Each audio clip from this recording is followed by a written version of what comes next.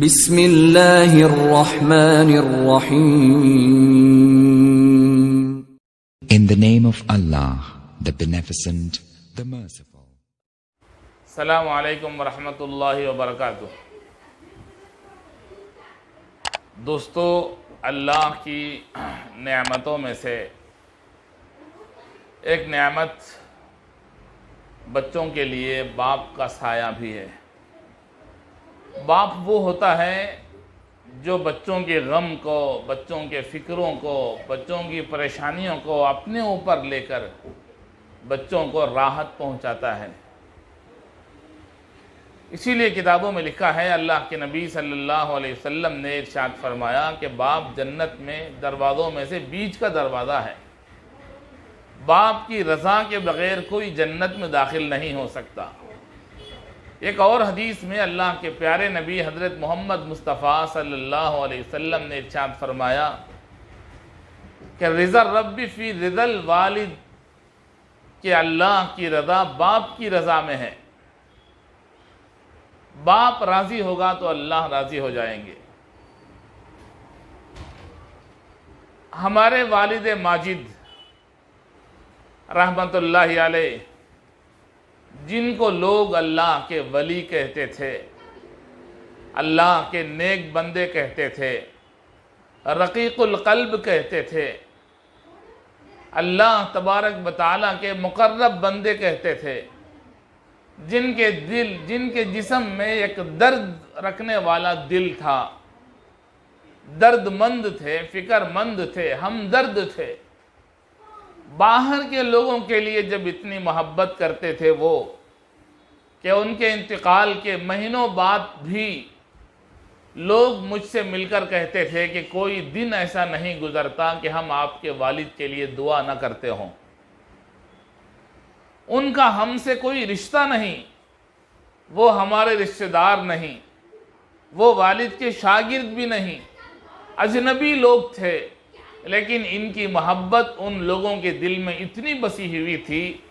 کچھ لوگ تو یہاں تک کہا انہوں نے مجھ سے، کچھ لوگوں نے، کہ کبھی کبھی رات میں سونے کے وقت میں جب تمہارے والد کو، ان کے اخلاق کو یاد کرتا ہوں تو اتنا روتا ہوں کہ میرا تکیہ بھیگنے لگتا ہے. میرے گھر والے پریشان ہو جاتے ہیں، بیوی بچے. یہ اللہ کے ولی تھے. جب ہمارے گھر میں وہ آتے تھے تو کیسا رونق ہوتا تھا ہمارے گھر میں. آپ کو بڑی محبت تھی مجھ سے، سب سے بھی تھی، مجھ سے بھی تھی. اس لیے کہ جب آپ تشریف لاتے تھے گھر میں، میں دوڑ کے جاتا تھا، ان کا ہاتھ پکڑ کر ان کو اندر لے جاتا تھا. کیا کرتے تھے وہ؟ خوش ہو کر دعا کرتے تھے. اور دعا بھی ایسا نہیں کہ دل سے، آہستہ دیتے تھے، دل سے دعا کرتے تھے اور زور سے کہتے تھے، بیٹا اللہ تجھے خوش رکھے. یہ لفظ ہم سنتے تھے، میں سنتا تھا، آنکھوں میں آنسو آ جاتے تھے کہ بیٹا کہہ کر اتنا پیار سے منہ بھر کر کہنے والا آج کوئی نہیں ہے. یعنی وہ باپ ہی ہے.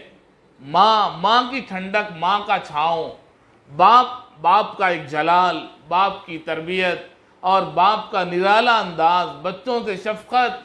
تو آج پھر یاد اس لیے آ گئی کہ یہی وہ ذی الحجہ کا مہینہ تھا 1434 ہجری کا، کہ انہی دنوں میں والد ماجد رحمت اللہ علیہ بیمار ہو گئے تھے اور سارے لوگ پریشان ہو گئے. رات دن مجھے فون کر کے پوچھنے لگے، خیریت معلوم کرنے لگے کہ آپ کے والد کیسے ہیں. ہم بھی یہاں دعا کر رہے ہیں ان کے لیے.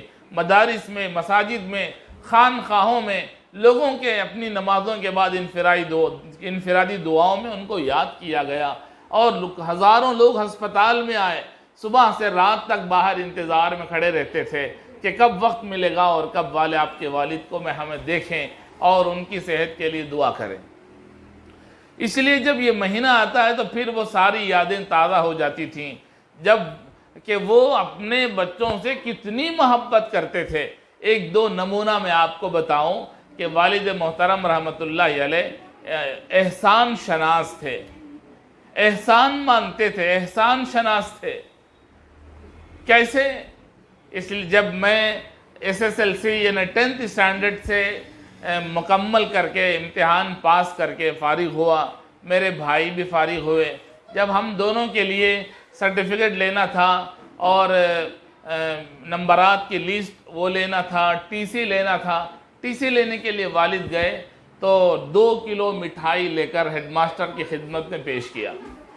ہیڈ ماسٹر نے کہا کہ حضرت یہ 2 کلو مٹھائی کیوں؟ والد صاحب نے فرمایا کہ 1 کلو مٹھائی رحمت اللہ کی جانب سے اور 1 کلو طلحہ کی جانب سے۔ یعنی جن اساتذہ نے میرے بچوں کو پڑھایا ان کی قدر کرنی چاہیے، جیسے امام اعظم ابو حنیفہ رحمت اللہ علیہ کے بارے میں آتا ہے کہ آپ نے اپنے فرزند کو ایک استاذ کے حوالے کیا ناظرہ قرآن پڑھانے کے لیے، اور جب ناظرہ قرآن سے وہ بچہ فارغ ہو گیا تو امام اعظم ابو حنیفہ رحمت اللہ علیہ نے اپنے بچے کے استاذ کا بہت خیال رکھا، بڑی نعمتوں سے نوازا، بڑے انعامات سے نوازا انہیں، احسان شناسی۔ اور پھر وقت آیا کہ میرے بھائی فارغ ہوئے، عالم دین بنے، عالمیت سے فارغ ہوئے، تو ہمارے گھر میں ایک بڑا پروگرام جس میں مدرسے کے سارے ذمہ داران اور جتنے اساتذہ مدرسے میں ہیں سب کو مدعو کیا، بہترین دعوت فرمائی۔ اور اس وقت مدرسے کے پرانے استاذ حضرت مولانا قاری رؤوف احمد نازش حیدرآبادی رحمت اللہ علیہ، انہوں نے ایک بہترین نظم لکھی میرے بھائی کی تعریف میں۔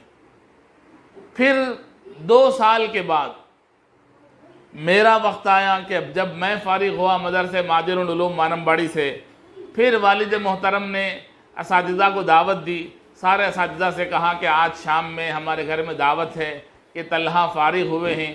تو قمر الدین حضرت نے پوچھا کہ حضرت وہ جو شال اڑاتے تھے وہ دعوت ہے کیا؟ اس لیے کہ بھائی صاحب کی جو دعوت کی تھی اس میں اساتذہ کی شال پوشی کی گئی، ان کو تحفے دیے گئے اور دعوت کی گئی اور نظم پیش کی گئی۔ تو اسی طرح میرے فراغت کے بعد بھی گھر میں دعوت کا اہتمام اور اساتذہ کی خدمت میں تحفے پیش کیے گئے، ان کی شال پوشی، عزت افزائی کی گئی، ذمہ داران مدرسہ کی عزت افزائی کی گئی۔ تو یہ ایک احسان شناسی اس سے ظاہر ہوتی ہے۔ ایک تو یہ کہ اپنے بچوں کے اساتذہ کا احسان وہ انہوں نے کتنا رکھا، اور دوسری چیز یہ ہے کہ وہ کتنی محبت کرتے تھے اپنے بچوں سے۔ تب کہیں چل کر چھوٹی چھوٹی خدمت پر پیر دبا دیتا تھا تو لمبی لمبی دعائیں دیتے تھے، نعت پڑھ دیتا تھا تو لمبی دعائیں دیتے تھے۔ جب بھی ان کو خیال آتا تو کہتے کہ 2-3 نعت پڑھ دو اور ترانہ ہندی پڑھو۔ لوگ جانتے ہیں، جو دیکھیں ہیں وہ دیکھیں ہیں کہ کسی بھی وقت وہ سحری کے وقت میں بولتے تھے نعت پڑھو تو میں نعت پڑھتا تھا، اتنا خوش ہوتے تھے، اور کبھی کبھی تو رونے لگ جاتے تھے، رقیق القلب تھے، پتہ نہیں کتنی محبت تھی ان کو مجھ سے خاص طور پر۔ میں میرے بارے میں کہہ رہا ہوں کہ مجھ سے کہ وہ نعت میری سنتے تھے تو خوش ہو جاتے تھے، جہاں تراویح پڑھاتا تھا وہاں وہ آ جاتے تھے۔